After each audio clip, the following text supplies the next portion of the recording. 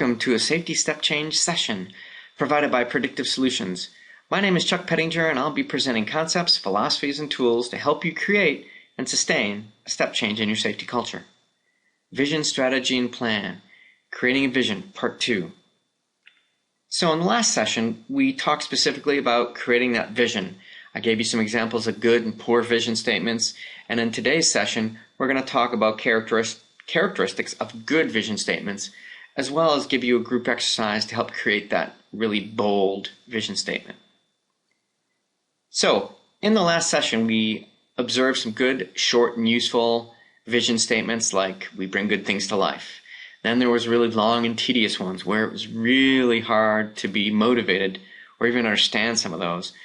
I also have seen quite a few that are very formulaic, and they go something like this: to be the leading or best provider of widgets in the world. And again, it looks like they just plugged in the words and there's no heart or soul to it. So, developing a vision is a combination of using a little bit of your head and a little bit of your heart. Some analytical, some dreaming. We really have to think about what was that all possible futures and really make a dynamic and bold vision statement. What you want to do is avoid strategic plans. We'll talk about plans in the next session, but you want to go for a compelling vision. You also want to stay away from financial or reduction goals. We will reach 50 billion in fiscal year 2012. Well, and again, that doesn't motivate me in any way. We also want to avoid meaningless happy talk. There's a lot of them out there that don't really give me any direction. I mean, we're going to be the best company in the world. Again, that doesn't motivate me. There's also some vision killers like tradition, fear of ridicule, fatigued leaders, short-term thinking, and cave people that get in the way. I don't know if you've ever heard cave people, co-workers against virtually everything. Basically, they always say everything is wrong and it doesn't work. Also, there's some stereotypes of people, conditions, roles, governing councils that can get in the way of visions.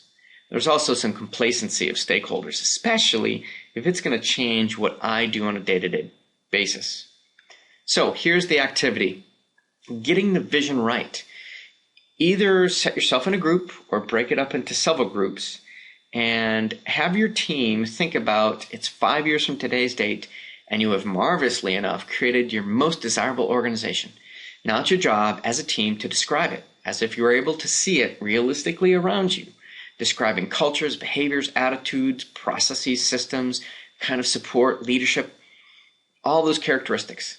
And once you list those on a flip chart, kind of as a group, go through and see if you can picture what this new company would look like. Then you move on to part 2, writing the vision statement. So again, we want to make it short and concise and use this little checkoff list to give you an idea of make sure that you cover all your bases. Using all possible futures, clear and concise, vision is moving, bold visions, timeliness, budget is not the only consideration. So, tune in to session 3, where we'll start differentiating strategies from visions and plans by using the SOAR analysis to help clarify what we do.